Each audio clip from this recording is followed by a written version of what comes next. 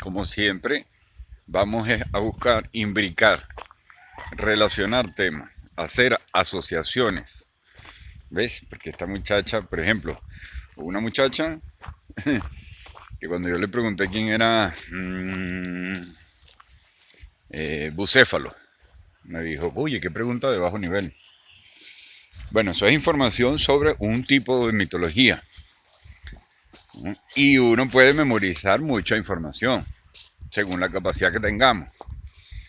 Pero lo que va a hacer la diferencia en el mundo futuro es que una gran capacidad de asociación ya no va a ser, o sea, no puede ser y no es, según estoy observando yo en estas nuevas generaciones, nada fortuito. Lo que pasa es que es despreciado por el pensamiento lineal, positivista, industrial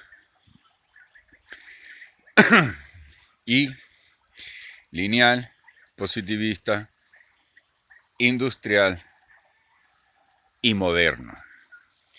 Esa forma de pensamiento se impuso por su efectividad instrumental. Pero al parecer en la vida hay una regla que dice que donde estás siendo más efectivo instrumentalmente, están quedando más cosas por fuera espiritualmente. Pero en términos más concretos, porque esto siempre se puede prestar a una multiinterpretación de qué es la espiritualidad, vamos a prender velas y esas cosas, que no tienen nada de malo porque son rituales, y el efecto de la estética del rito en la conducta ya es innegable. O sea, el que pretenda seguir discutiendo eso, así como los idiotas que dicen, mira la religión cómo ha matado gente. La gente no la mató la religión. Gente muerta fue asesinada por gente. ¿Y qué era lo que le pasaba a esa otra gente? Obsesivos, locos, asesinos, no religiosos. El principio de la religiosidad en todas las religiones que uno haya podido observar yo hasta los 45 años es un principio estético de la conducta y de la relación con esto. De relacionarse con esa nube que está allá, ¿ves? De interpretar que si yo brinco por aquí satisfactoriamente, seguramente hay un Dios ahí que quiere que yo vaya. Y es lógico, es normal, no es locura dudar de todo, como hacen los filósofos. Me parecería que es hasta más locura, o que podría hacerlo.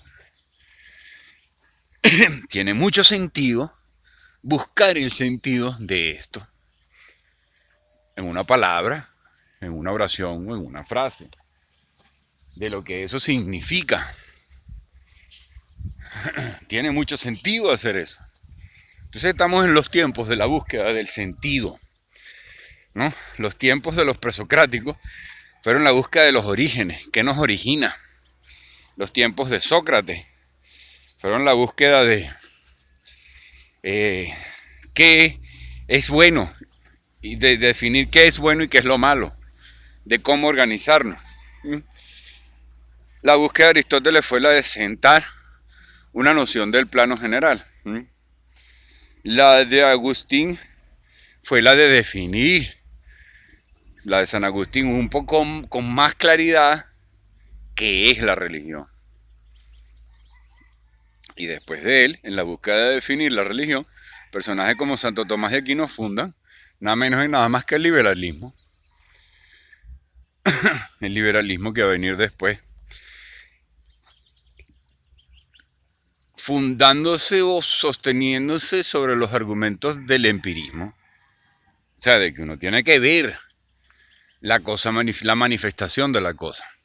Entonces, progresivamente, a lo largo de todo ese tiempo, bueno, aparece Kant y descubre la importancia lógica del sujeto.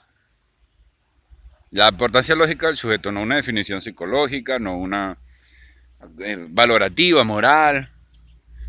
No, sujeto afecta con su interpretación y su punto de vista cualquier cosa. Y por lo tanto, su punto de vista va a pasar a ser tan importante que puede preverlo.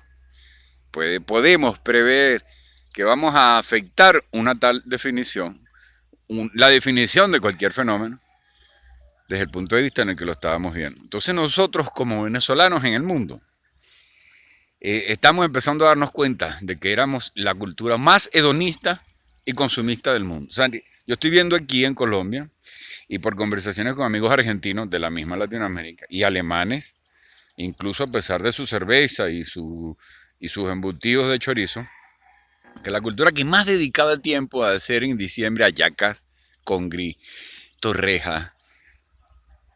La lista es larga según la región. Fuera pobre o lo que fuera, somos nosotros.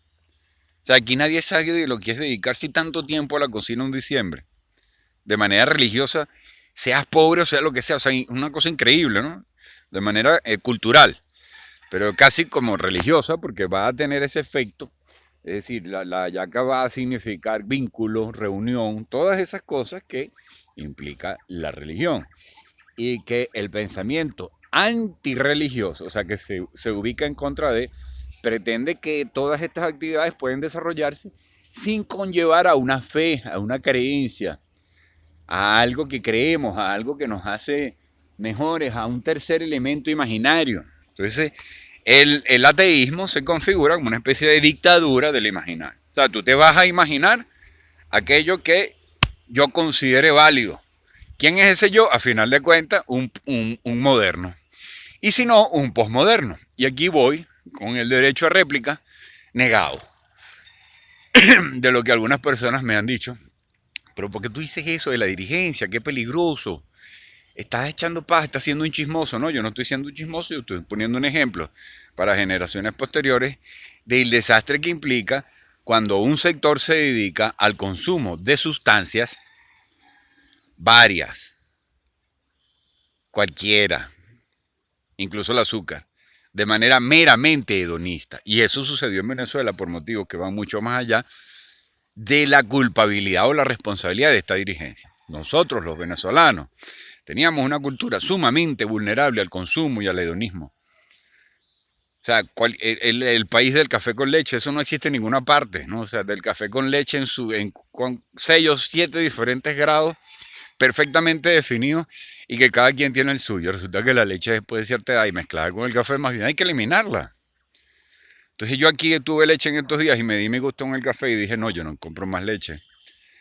No es que tenga mucha plata. De hecho no la compré yo, la compró fue un amigo y la dejó ahí.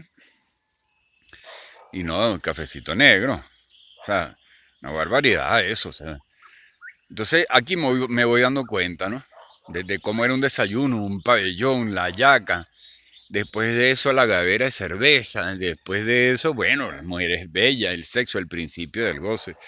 Mira, entonces voy a contradecir algo que dije. No es que Venezuela estaba destinada a que le pasara lo que le pasó por los poderosos.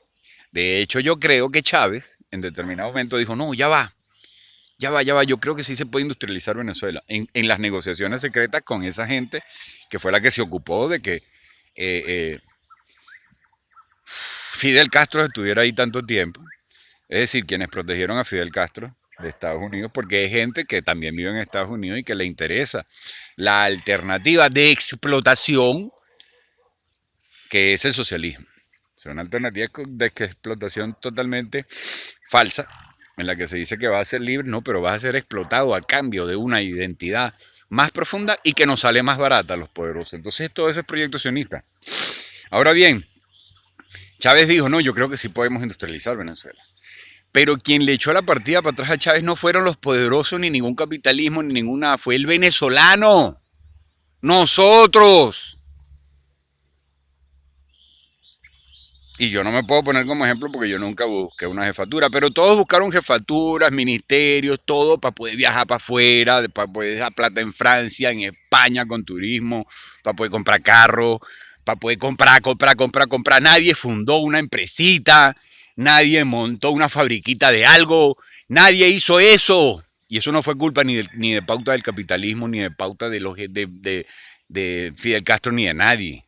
Esa es la cultura venezolana que a partir de la legalización del petróleo se dedicó a gozar Y ya, pero lo más peligroso, y que es lo que yo denuncio de esta dirigencia, es que en su trasfondo es que se dedicó a causar como leitmotiv, es decir, que se tiene como bueno, porque es el principio postmoderno. Por eso los títulos de William Osuna se llama el blue no sé qué, el bar no sé qué coño, y su amigo, que yo muy bien lo dije, que es una rata, que se llama el cineasta este, ¿m? Hasta se me olvidó. Siempre le gusta salir, al final del programa salía en un bar con unas putas con ligueros. O sea, esas son las imágenes. Ese es el imaginario de las ratas, pero que no saben que lo son porque son postmodernos. Pero como nadie en la cultura postmoderna, el sexo, drogas y rock and roll que se impuso, se jodió la contracultura y se convirtió en postmodernidad. Se convirtió en eso que es la dirigencia venezolana. El mejor ejemplo del mundo de degradación por mero hedonismo. Y de echarle la culpa a otro, porque todo el que está degradado y está viendo, si lo sabe hacer, que ese es el principio, el leitmotiv de Maduro, ¿cuál es? Yo la sé hacer. Nadie se está dando cuenta. Ese es el principio de todos ellos. Yo la sé hacer. Yo lo he escuchado mucho. Las calles de Venezuela. Es que mira, yo me meto una paz y nadie se da cuenta. ¿Viste? Nadie se da cuenta. Ese es el heroicismo de esa gente. Ahí es donde ellos dicen, tengo talento. No porque escribí un buen texto ni nada, no. Usé al que lo escribe, usé al ingeniero, usé a todo el mundo, uso al capitalismo para culparlo, y ese es mi talento. Eso se llama el cuarto camino de Gurdjieff. Ahí cayó todo el mundo en esa trampa, y el mismo Gurdjieff reconoció en determinado momento que se había equivocado. Gurdjieff, cuarto camino, posmodernidad. Ojo con eso, nueva generación. Si no produces, por supuesto que a estas alturas, en el mundo, producir ya puede estar cuestionado porque se produce mucho, pero hay que producir algo de manera local, sí, también. Pero ya no tiene que ser industrial, o sea, no hay por qué estar con miras a eso, y ese fue el error de Chávez. El no haber evaluado su pueblo, el no haber sabido que su pueblo es el primero que lo iba a traicionar. ¿Y por qué lo iba a traicionar? Bueno, por algo que también es lógico. Yo tampoco me puedo juzgar a mí a los venezolanos. Lo traicionaron porque ¿quién carajo va a estar queriendo trabajar en un territorio donde está lleno de ríos, donde no hubo sistemas de riego, donde muchas cosas, donde esos principios industrial, positivista, moderno y lineal no son lógicos, no tienen sentido? Entonces el problema es más profundo de lo que nos gustaría pensar. O sea, queremos estar viendo una clase que nos oprima. En Venezuela jamás existió eso, hermano. Eso es mentira. Hubo unos periodos de crisis, año 88, 89, después la crisis de los bancos 93, 90 y pico, y a partir del 2017, producto de políticas terribles. Pero en general, en Venezuela, eso es mentira, hermano. Cualquier pobre en Venezuela ha viajado para afuera, ha alquilado carros afuera. Compran cosas, tienen una finca en el interior donde se dan la gran vida. Pero se quiere ver la pobreza, se quiere justificar a Carlos Mar donde sí habían pobres. Gente desterrada que comía una vez al día, tenía igual que ir a trabajar. En el liberalismo inglés sí había eso, pero pretendimos que vamos a hacer eso y en Venezuela jamás existió eso. Eso es mentira, en Venezuela todos somos burgueses. Los más opulentos ya es otra categoría que yo creo que el mundo no conoce en Venezuela. En un estado de 30 millones de habitantes y un ingreso per cápita, creo que superior al del resto del mundo, como ingreso per cápita. Creo que superior al del resto del mundo. Al de ningún otro país. Entonces, con esa cultura, nadie revisó que ese es el problema fundamental de los venezolanos. El principal. Bolívar se equivocó Chávez, se equivocó Carlos Marx, se equivoca el Partido Comunista, se equivocó todo el mundo.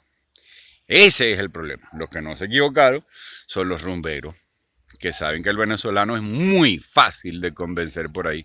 Lo convences casi que sin decirle nada. Tú montas la rumba y ya. Lo llama 2 o 3 veces y listo, no importa que sea una al año, se va a quedar esperando la siguiente cuando sea.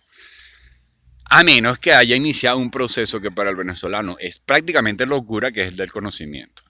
Los que hemos iniciado ese proceso nos vemos muy raros, somos extraños, el de producir conocimiento de verdad, no el de escribir un poemita y leerme unos libros e ir para al bar a ver qué culo echa sangre, literalmente hablando. O casi literalmente hablando. En eso consiste el bohemio, que se dice poeta, pero no lo es. No eres poeta, William Osuna. Lo siento, pero técnicamente usted no es poeta. Escribe, pero no lo eres. Usted se sumó a una mierda y tú lo sabes. Ahora bien, lo importante aquí, y va a continuar este video con lo otro, es la sustancia. La universalidad del tema de la sustancia. La sustancia es divina. Tanto la cocaína como el azúcar en dulcito, como el licor, como también, por eso Baudelaire, el gran autoconsciente bohemio, dijo: embriágate con vino, por poesía o virtud, pero embriágate. Porque la sustancia divina de Dios también se revela a través del peregrinaje y de ciertas penitencias. Y también es divina. Y probablemente es la misma sustancia.